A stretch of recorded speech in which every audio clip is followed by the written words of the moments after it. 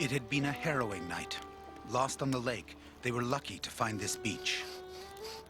How did you feel about the last 2 or 3 hours? You know, it wasn't my favorite 2 or 3 hours of the trip so far, but I mean, we're going to get ourselves into situations that we just have to deal with. I suppose we handled it the best we could. I think we learned a lot from it, and I hope we'll take some time to sit and talk about it at some point and just, you know, figure out what we did. In fact, I'm happy it happened earlier in the trip than later. Chaotic. Learning when we should, you know, learning the last wee hours of the day. A bit much.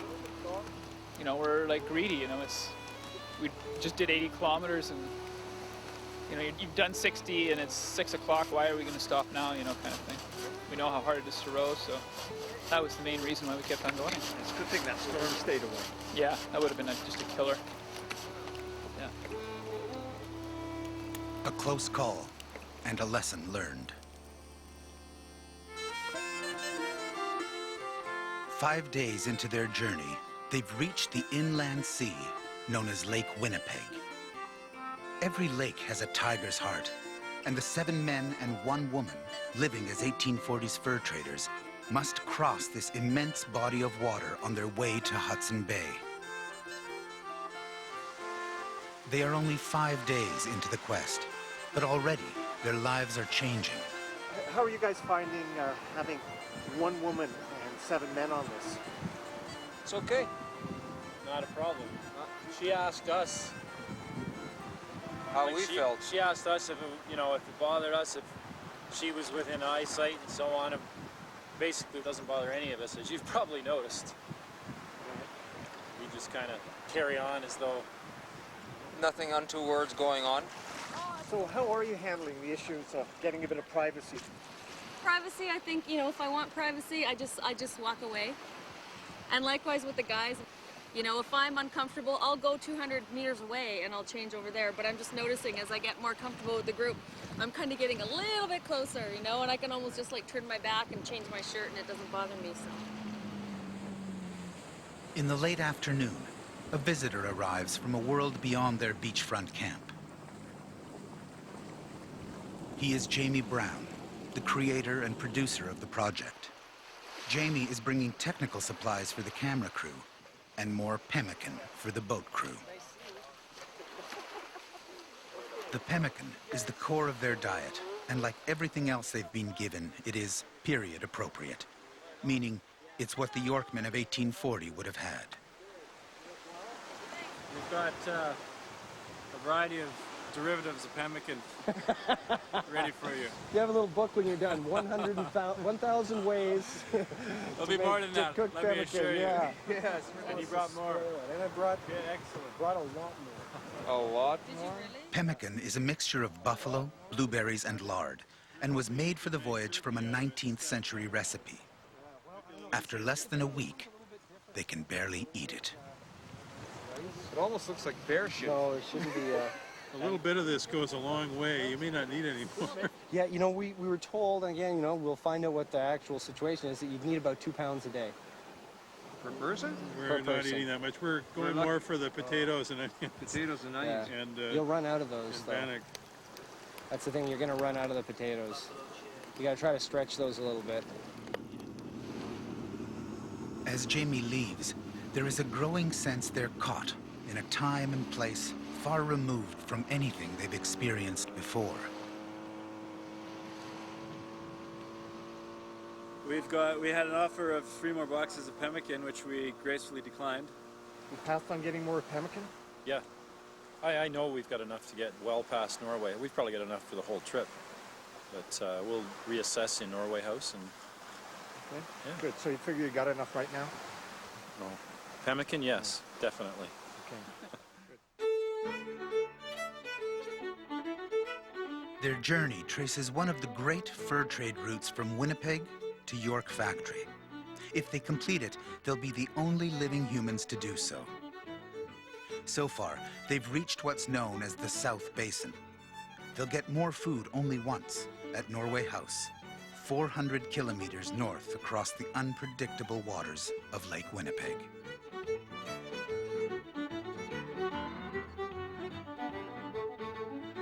Their boat has been named Bob, beautiful old boat.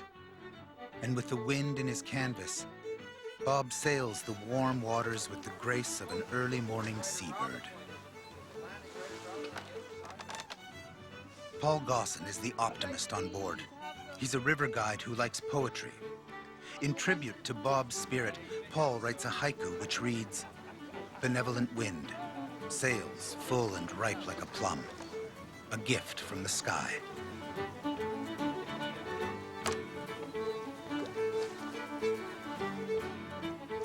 Maritz Lunenberg is a carpenter who says he too used to write poetry until his first wife, quote, beat it out of him. So he gave up poems and took up sailing. This is my sailing ground. This is my stomping area. This is people I've known for 20, 25 years. All of them very good friends. Hi, Ben! Maritz is a man born 2 centuries too late. His quick temper and open heart seem culled from the pages of fur trade history. Maritz, we love you! Love you too! This is where he scattered my father's ashes in November. This is an extremely emotional moment. Because we'll be passing over the exact spot where we cast him off. Maritz has brought the crew to Gull Harbor for a private ceremony to honor his late father.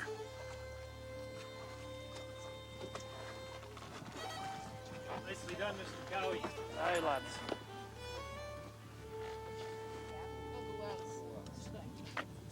Hi, Richard.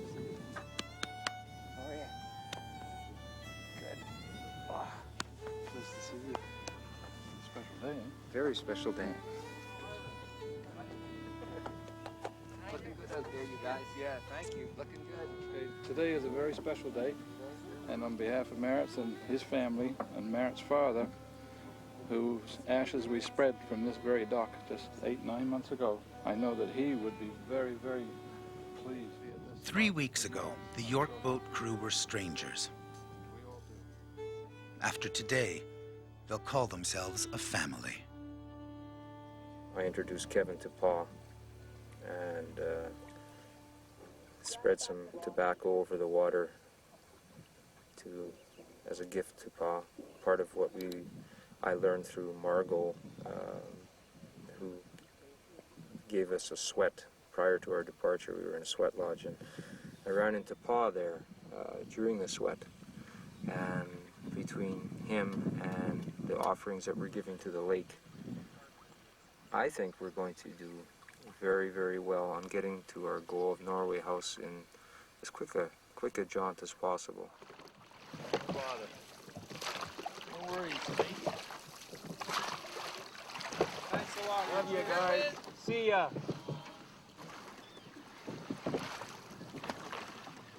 It's a beautiful day.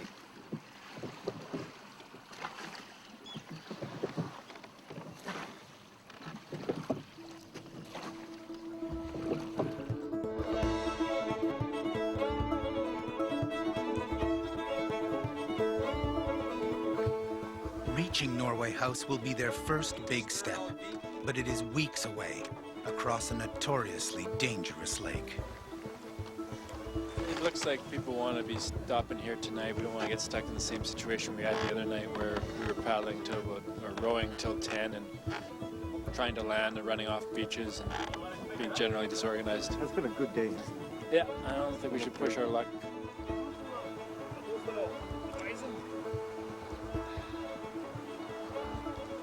How was your day, Ben? Oh, it's been good. Lazy days. We're getting away with a lot, I think, right now. Yeah, today's been a pretty good day, hasn't it? Really hot, though. I think sunburnt my ears. So, you want to get in the water with me? I'll take that picture box. But it's a beautiful evening. We hope that the wind gives us a good south or a southeast breeze so that we can go up through the pipestones and work the east coast and get to Norway House quicker than we think. Because that's the plan. Okay, we're fired up.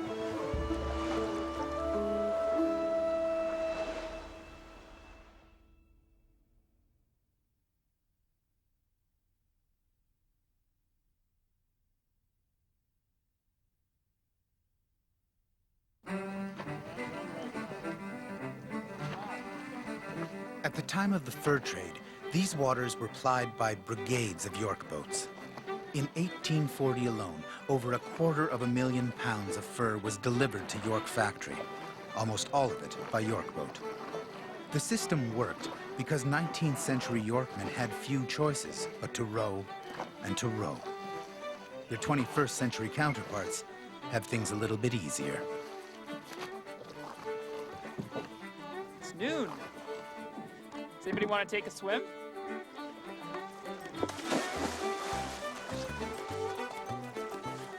Woo, that feels good. That is so nice. Oh, yeah, why would you stay in the boat?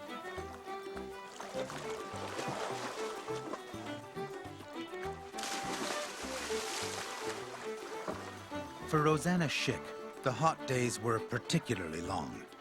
She chose not to swim with the men. However, she welcomed the good weather. One thing I'm really thankful for is the cooperation we've gotten from this lake. Going into the trip, just a lot of people talking about how big the lake is and how powerful it is and what it can do, and I mean, it's taken many lives. When we got to the lake, I mean, it was stormy that very first day, and we saw the waves, and I mean, it was really intimidating to realize that we had to cross this lake. It's been very, very accommodating. I'm very thankful for that. Yeah, I'm not jumping up for that. Rowing, actually, funny enough, seems to be one of the easiest parts of this trip. Moving that big boat with those gigantic oars is one of the easiest things that we have to do every day. Everything else is difficult, and specifically sleeping. The bugs are awful, and they're everywhere, and you just see we can't get away from them. Sleeping is one of the most difficult things on this trip. You get to the point where you're so exhausted that you just want to fall down and sleep, but as soon as you do that, you just get attacked by millions. In fact, there's bugs right now buzzing around my ears. And it's a real challenge to be able to fall asleep. It got to the point where in a few nights we were getting maybe 3 hours of sleep, 4 hours of sleep over the course of 2 or 3 nights, and finding ourselves absolutely exhausted in the daytime. And me personally, I don't think I've ever felt that fatigued in my whole entire life.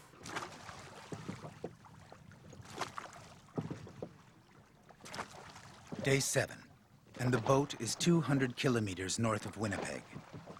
They row at a pace of 20 strokes per minute, about 1,000 strokes an hour. Due to the south winds, they've only rowed 30 hours all week. But already, the strain is showing. Oh, there goes my hands. 8 hours of rowing this York boat. I mean, I only saw it about once every 40 seconds. I'll have to be rested for a while. You seem tired today. Oh, it's a long, hot day. It's our longest day yet of rowing. No current with us, no wind with us. Be the hardest day for us all.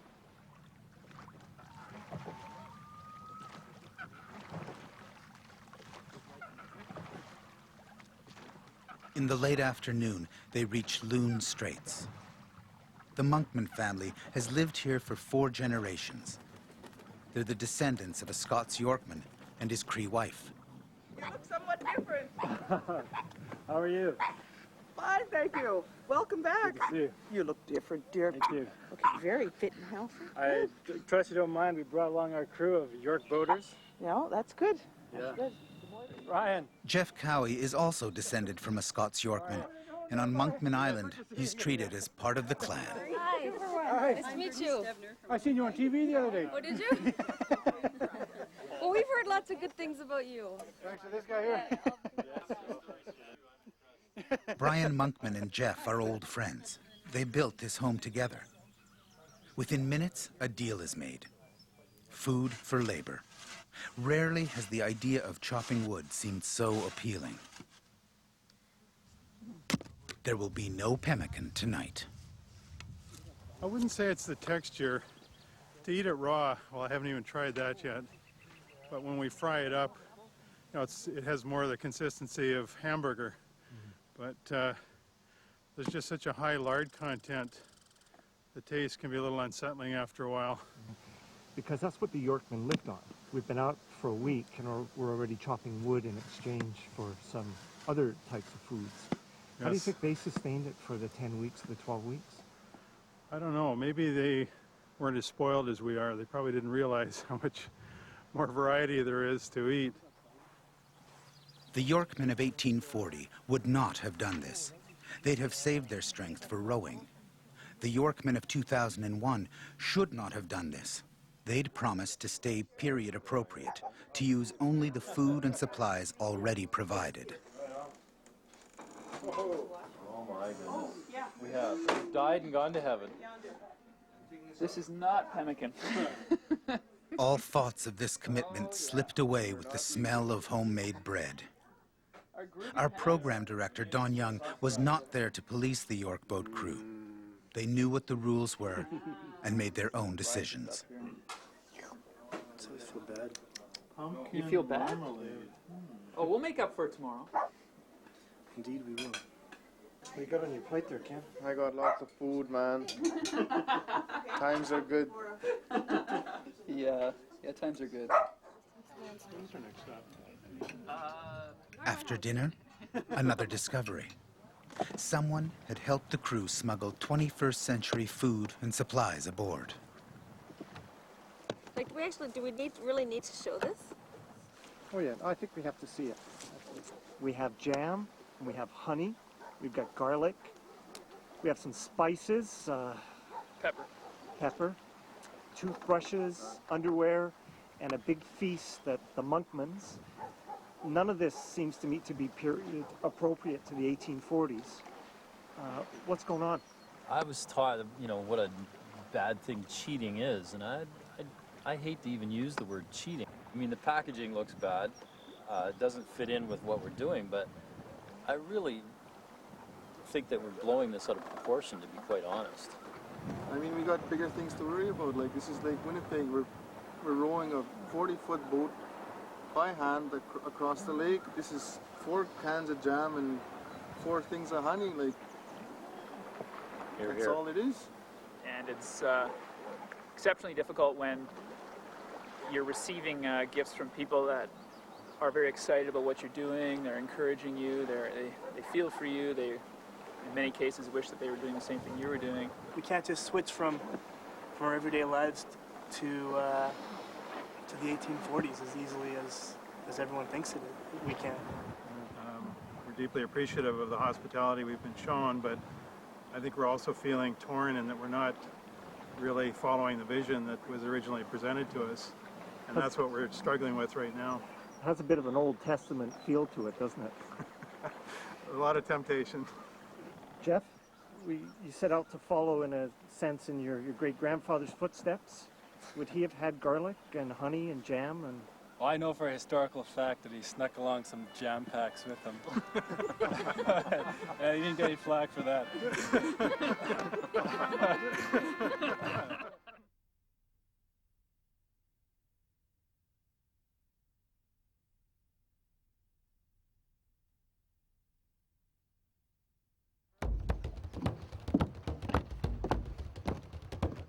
Day 9. The crew has recommitted itself to life in 1840. They stow their gear and leave the contraband food behind. What you have to do, Rosie, is you have to find a place where that bale can go if you're going to take it out. Can we put anything else here? The temptations of Monkman Island are the first of many they'll face on the journey ahead.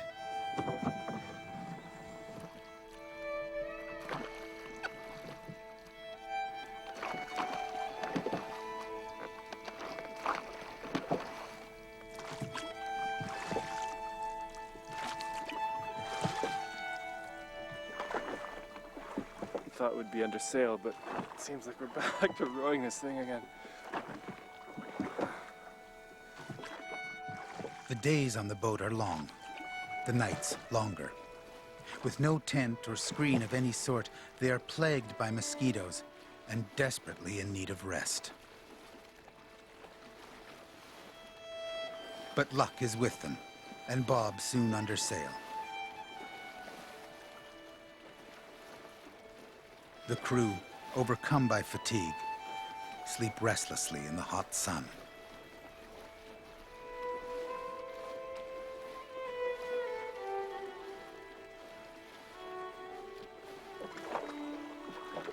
We have a new plan for tonight.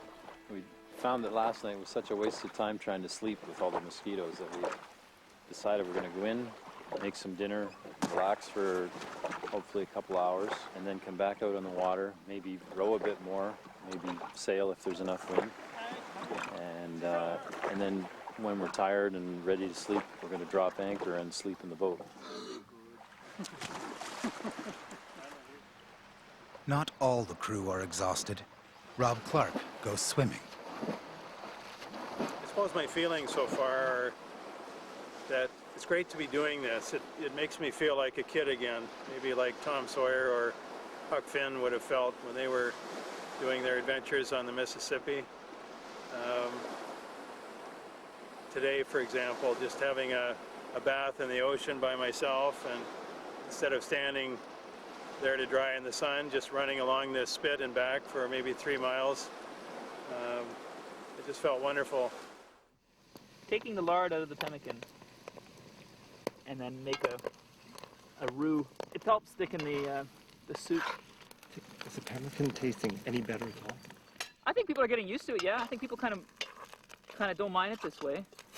But that might be a stretch for some people. Like, I don't mind it like this. It's not too bad. It's just really heavy. After eating this all the time, you get a real desire to eat something crisp and juicy. You don't like the heat much, eh? No. What do you think of the idea of rowing at night? Well, we kind of had a rough sleep last night, so didn't really crack the whip in the morning, kind of a thing. Mosquitoes are pretty brutal. If we have any wind, one guy on the helm, one guy on watch, and a few people sleeping, just to sort of take this edge off our mosquito plague problem that we're having. We'll try and sail right late into the night. Hope so, yeah. And hopefully right through to the next day, and onward until we're done. Yeah, hopefully there'll be enough of us who, are awake enough to just keep on going. If people want to rest, they'll take a nap.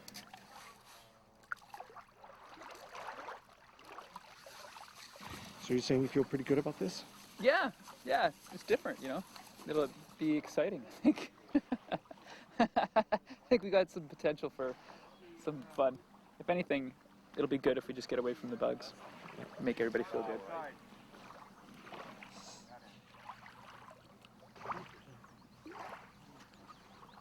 The fur traders of 1840 often traveled at night, a dangerous decision. No one knows how many boats were lost on Lake Winnipeg, but with clear skies and calm waters, the Yorkmen would have rowed into the approaching darkness. Their lives given over to their helmsmen and their fates. Some of these explorers are some real thrill seekers. So what do you make of the weather, Maris? It's calm. I don't know if I don't think we're going to have any trouble as far as weather is concerned tonight. If we do, we're not going to be too far offshore, so we can always scuttle in. And if there was any kind of menacing weather in there, we'd be picking up wind. It's not that far away. As you can see, the lake is nice and calm. It doesn't mean that we won't get some weather, but I don't imagine that it's going to be that bad.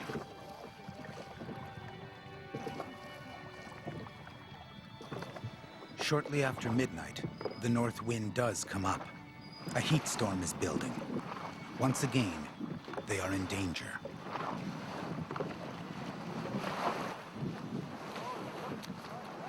Our program director was told to intervene if he felt the boat was in peril.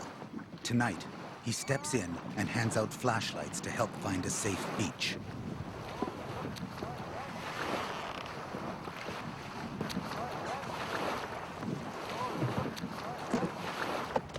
It will be another night of fighting the bugs. But with the winds growing fast, they're lucky to have found a beach at all.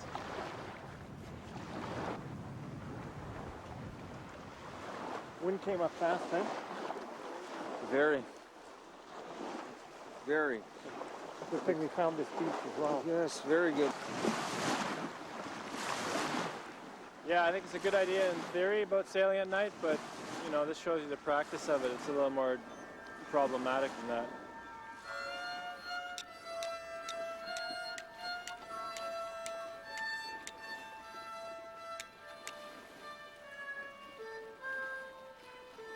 In the hard light of the next morning, even simple pleasures are frustrating. What are we going to do to get some sleep? Well, we're definitely going to build some kind of structure that we can put a smudge in, and that can hold the smoke a little bit, smoke out the mosquitoes. I mean, the Aboriginals did that. This morning I was talking to Jeff, and he raised the possibility of maybe the voyage not being completed because of the exhaustion level. Yeah, well, that's totally a possibility. I mean, the bugs we're facing right now are quite less than what we can expect on the Itchy-Mamish and on the Hayes River. Right, so we'll obviously have to solve this bug dilemma before we get there. Otherwise, hugely, yeah. We're also, yeah, you know, we're in trouble of not finishing. It is the afternoon of day 13, and another night of misery looms. It's crucial they come up with a plan. Take a wigwam and just run the willow branches over like this, then plop the tarp on. We can put the fire in, and then people just sleep like a spokes in a wheel with the fire in the middle. Same concept as just a freestanding A-frame, right? Close it right off. It sounds quite hot inside. You could put the flap right on the crosses of your A-frame. How long do you think? Eventually, they opt for a smudge tent, which is an A-frame design with one open side. Rob Clark does not think it will work. He has his own idea. I think our tolerance for heat and claustrophobia vary quite a bit. So some people will probably manage just fine in something like that. I'm not sure if I'll be able to get much sleep in it, so. Yeah, I know you've been working on this for a couple of days, and you have limited success so far, right? Well, the first night I slept about 4 hours, and the bugs were pretty bad, and the others didn't sleep well. And then last night I didn't sleep at all. You're going to work on this, but the others are going to be working on that. Is this not a dangerous precedent? I think if this works out, everyone's going to want to do it. How important is this thing we're trying to build here? I think it's pretty important. No, we have to solve this problem because I know personally, and I'm sure everybody else feels the same way, that we can't keep going with the amount of sleep that we've been getting. York boats always carried a waterproof tarp to cover the cargo and protect the food. It makes an ideal tent, if, of course, there's no need for the tarp. We realize that the shelter is the biggest priority we have right now. We need a shelter more than we need a boat tarp, so we have to cut it. I can't see the Yorkmen doing this. No, neither can I. I'm sure they've probably had something that was already done. These guys are coming from Orkney Islands. They're Scotsmen. They don't even have mosquitoes over there. Could you imagine what they must have had to put up with when they came over here? 6 feet under.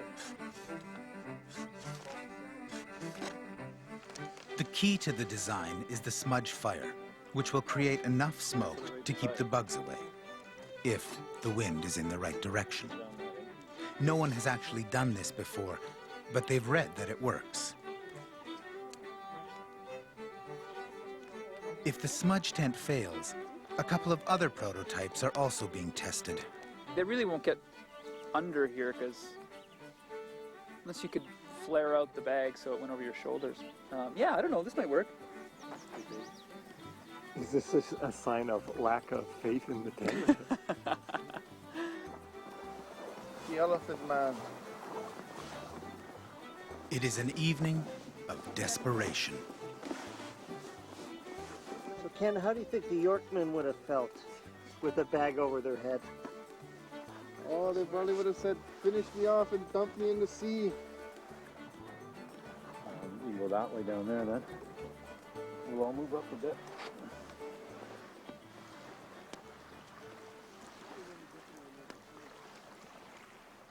I think this is the best hope yet I'm counting on at least 2 hours of sleep. Do you want to have a rotation of staying awake, or you want to just hope that somebody wakes up as the fires are going down?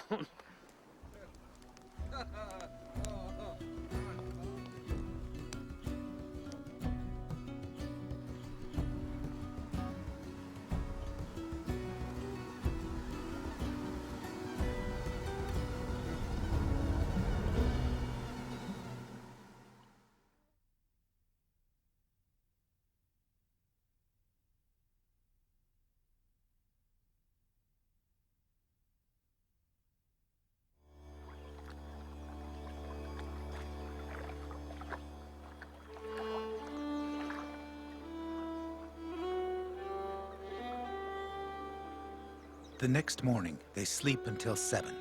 The battle with the bugs has not been won, but for the first time, they wake in daylight, with sleep in their eyes.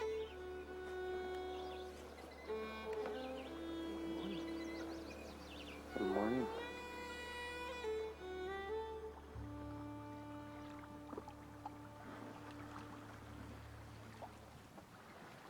How's your night, Randall? It was excellent. Started off on the sail outside with the cool wind and the cool breeze. Kept the bugs at bay for a bit, and then we so the wind died down. So I woke up and helped Kevin, actually, who was also up. We just stoked the fire, threw some greenery on it, get a little bit more of a smudge going, and then hopped in the tent. So the tent worked really well? I think so, yeah. Absolutely, the tent worked really well. All Great Lakes have spirits of their own. Lake Winnipeg's has been gentle so far.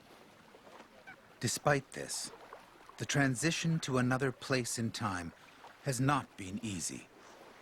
But slowly, they're becoming more comfortable with life in 1840. Baking powder. Supposed to be good for your teeth.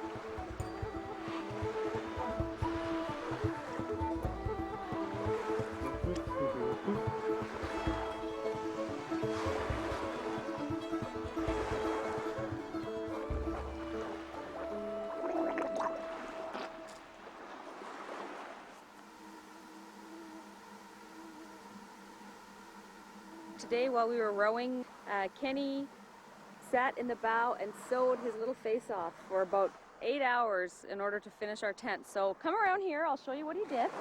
This was the missing wall from last time, so now we have a 4-walled structure. We had debated about whether or not we would put a door in this wall, but what we decided to do was just to keep it enclosed, and rather than make a door, we would just go in and out under one of the side flaps until we're all inside, and then close it up for the night. And we also have a very strict rule, but once you're in the tent, you're in the tent for the whole night. There's no leaving for anything. So Ken, are you proud of your creation? Well, see how it works first, and I can be proud tomorrow. Not completely bug proof. There's another one, but we'll have a little bug killing session before the night begins. As the days pass, there's a growing sense of the richness of their new lives. The wilderness seems embracing, not hostile. Their quest, attainable, not impossible.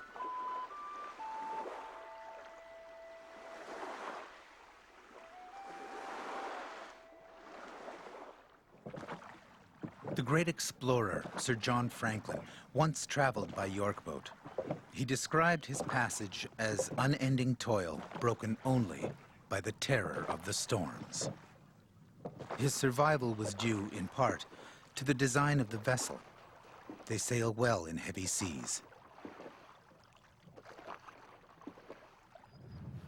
York boats are steered by either a rudder or an oar. It's gonna be hard with that oar. On this day, Randall Shore is learning how to use the oar. You only have so much range. He's soft-spoken and shy, and the crew treat him like a young brother.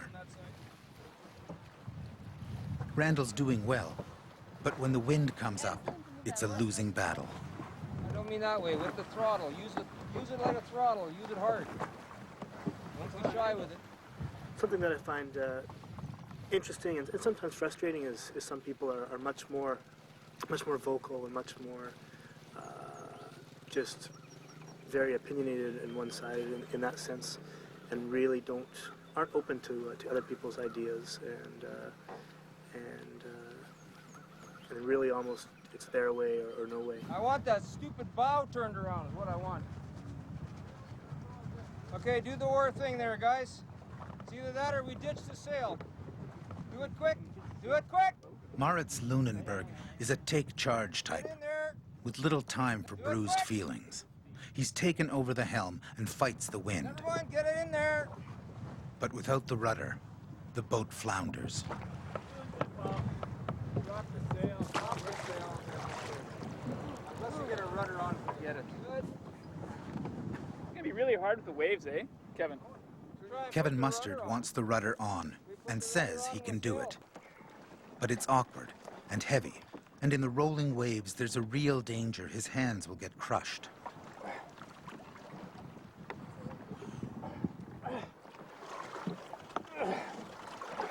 Okay, bottom's on. There. Yeah. Right on. Way to go, brother. It's worth the crack. Worth the crack.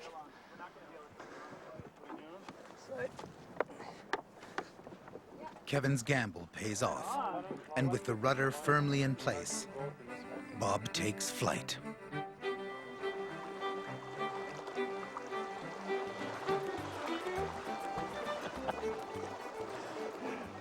This is great.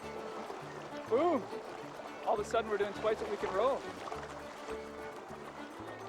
This York boat is finally doing what it looks like it's really likes to do. And we're pulling almost 8 knots right now, I think. If we hit a rock at this speed, that rudder's gonna be just flying off.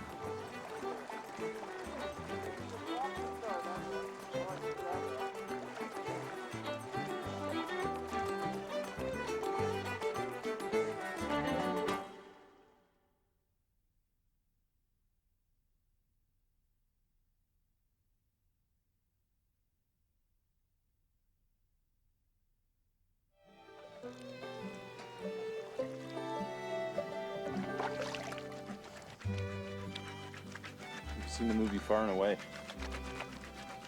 Tom Cruise has to teach Nicole Kidman how to wash.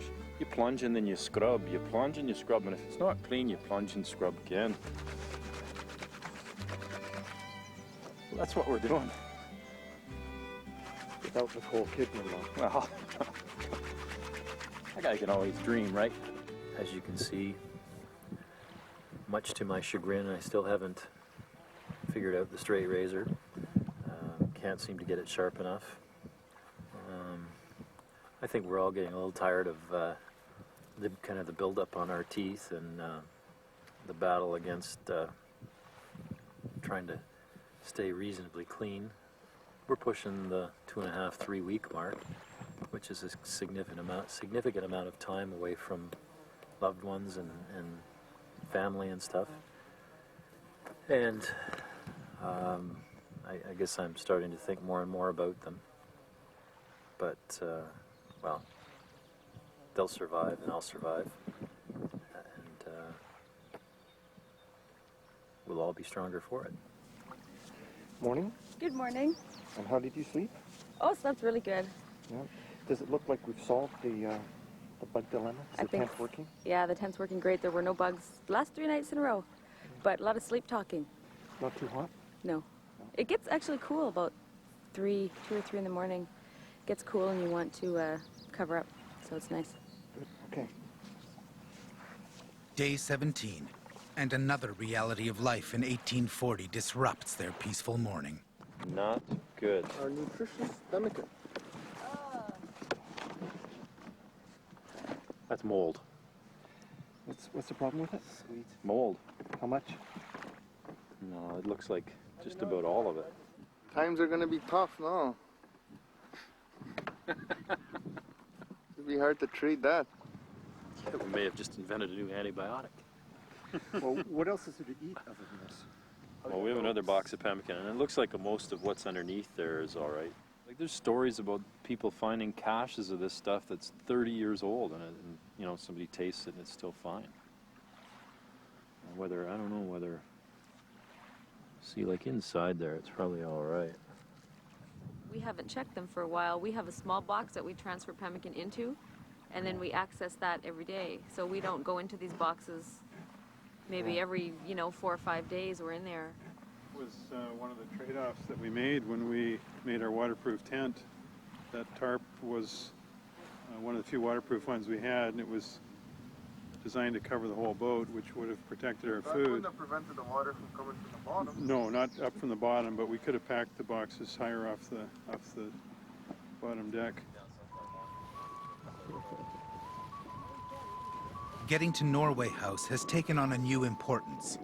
Fortunately, the fair winds continue and the distance lessens as reliable Bob sails relentlessly north.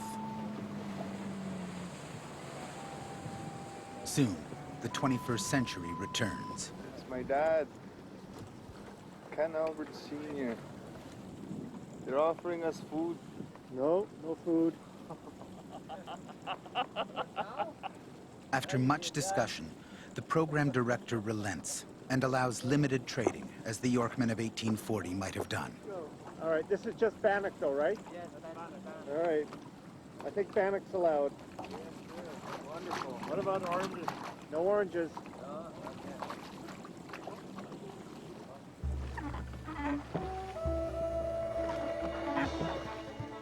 On a brilliant morning in late July, they reach the crown of Lake Winnipeg, where it narrows and becomes the Nelson River. Ken Albert Jr. has hunted moose here all his life. He's the only one on board who has rowed a York boat before this trip, and is proud to be coming home in one.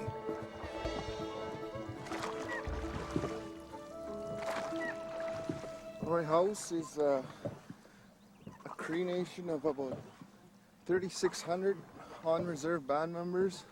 It's a very important part of the fur trade. Some people call Norway House unofficial capital of Manitoba during the fur trade. A lot of rowers that did the work for Hudson Bay were from Norway House. They rowed the boats, they carried the goods. They're still important today. We have a celebration called York Boat Days, just a celebration of York boats, and it just keeps the history of the York boat living on. Preserving that history is important to the people of Norway House. The arrival of this York boat shows there are others who also have not forgotten. Yeah, I'm just thinking this is really interesting because it would give us a sense of what it must have been like to be part of the York Boat Brigades with a collection of York boats all approaching the community. It's really interesting, and I think you know, it's the first experience we've had with that so far.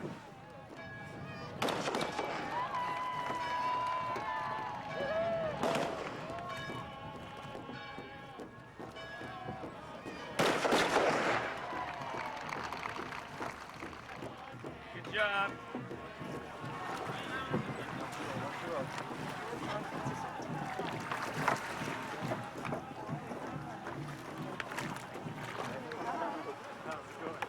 Finally home. How are you guys? I'm stoked. Again. It just won't go away. They have taken 19 days to reach Norway House. The boats of 1840 would have arrived in about half that time. Their crews would have resupplied quickly and rowed on. This crew receives a hero's welcome. The celebration honors not just their arrival, it also respects the memory of all the other Yorkmen who passed this way not so very long ago. That's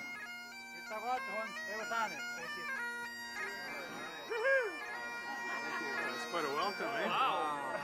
Oh, yeah.